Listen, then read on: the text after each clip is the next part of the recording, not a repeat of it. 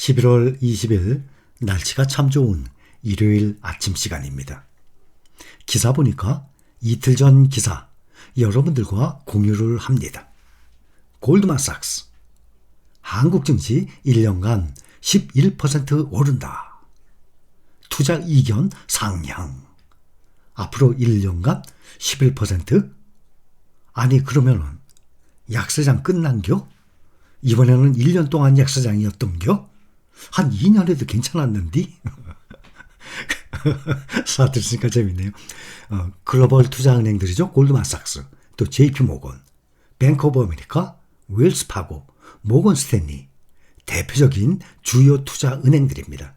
여기에 투자 전문가들의 나오는 이런 리포트, 의견 이런 것들이 전 세계적으로 중요하게 타전됩니다. 그러면 이 투자자들은 아주 중요하게 보고 있습니다.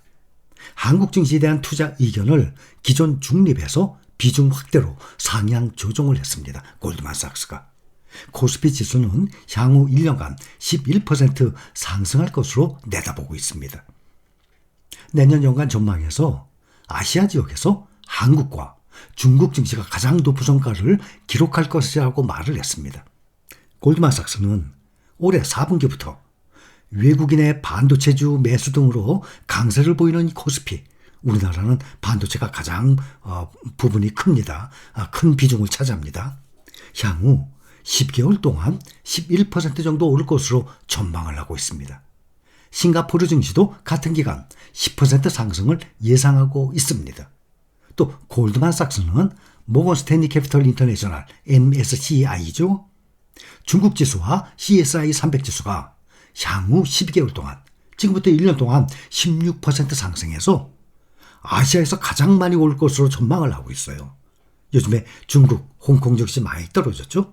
앞으로 1년 동안 아시아에서 중국 증시가 가장 많이 오를 것이라고 골드만삭스가 내다보고 있습니다. 1년 동안 16%, 우리나라는 11%. 홍콩 증시 투자 의견도 기존의 이 중립에서 시장 비중으로 높였습니다. 그렇다면 올해의 약세장도 이제 거의 마무리 단계에 와 있다는 말 아니겠습니까? 내년에 우리나라가 11% 상승하고 중국 증시가 S&P 500 미국의 연평균 수익률이 10% 본다 그러면 우리나라나 중국의 증시가 S&P 500 지수의 연평균 수익률을 훨씬 넘는 16%까지 올라가는 거 아닙니까? 수량을 많이 모으지 못하신 분들은 앞으로 그러면 주가가 오르는 대로 점점 비싸게 사야 되네. 앞으로 1년 후에도 월급 나오고 2년 후에도 월급 나오는데 그때라고 주식을 안 사? 나 노후 대비할 때까지 계속 사야 되는데. 그렇다면 앞으로 우리나라 11%, 16% 오르면 미국 증시는 안 올립니까? 전 세계가 다 오르죠, 평균적으로. 어차피 비싸게 사야 되는 상황이 오는 겁니다. 유튜브에도 수많은 주식 전문가들의 영상들이 넘쳐납니다. 그 많은 분들의 생각, 둘 중에 하나예요. 지금은 주식을 팔 때인가 살 때인가. 지금은 주가가 무릎과 바닥 사이에 있습니다. 이때는 일반적으로 보면 주식을 살 때입니다. 오히려 주식을 팔 때가 언젠가면 주가가 어깨와 머리 꼭지 사이에 있을 때가 팔 때가 아니겠습니까? 무릎과 바닥 사이, 쌀 때 아닙니까? 그 다음 비쌀 때가 주가가 이 어깨와 머리 꼭지 그때가 팔 때 아닙니까? 지금은 주가가 무릎과 바닥 사이에 있습니다. 그러고 보니 한 달 남았네요. 올해 약세장. 아니 이렇게 빨리 끝나는겨?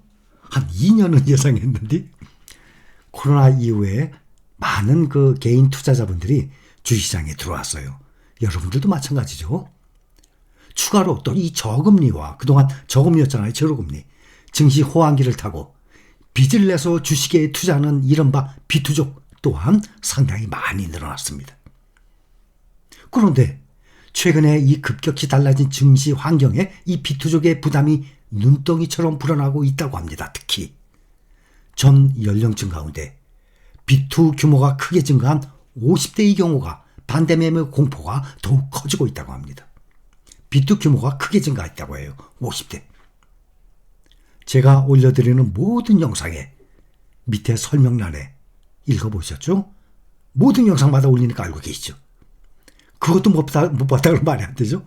절약 생활을 하면서 그렇게 해서 모은 여윳돈으로 투자하세요. 그렇지 않으면 투자 아닙니다. 절대 빚을 내거나 1년 내에 사용할 돈은 투자하지 마세요. 그 돈을 은행에 넣어두듯이 적어도 3년 이상은 주식을 바꿔서 묻어줄 수 있는 돈인가요? 매수 클릭을 하기 전에 다시 한번 생각해 보세요. 주가가 하락을 하더라도 마음이 흔들리지 않을 수 있어요. 주가는 짧게 보면 크게 하락도 합니다. 한 종목에 많은 비중을 두지 말고 꼭 분산 투자하세요. 그리고 분할 매수하세요. 라고 같은 내용을 반복하고 있습니다.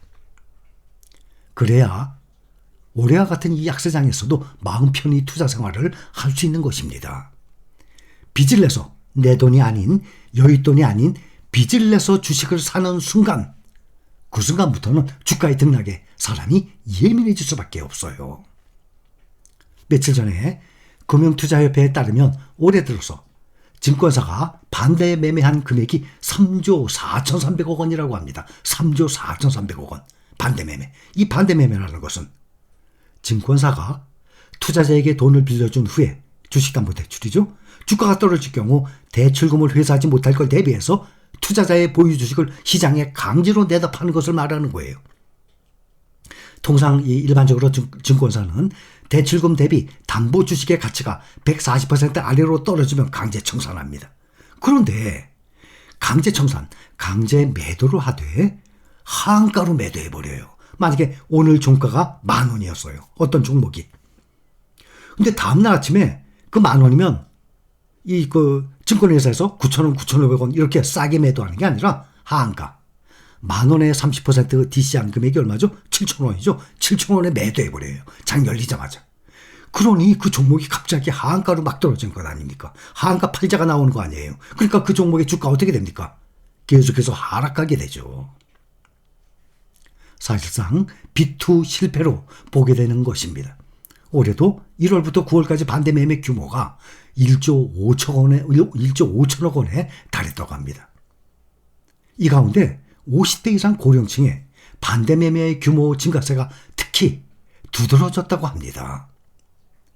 코로나 직후 지난 2020년 4분기 그리고 지난해 비교해서도 전 연령층과 비교해서 그 증가폭이 유독 크다고 합니다. 50대.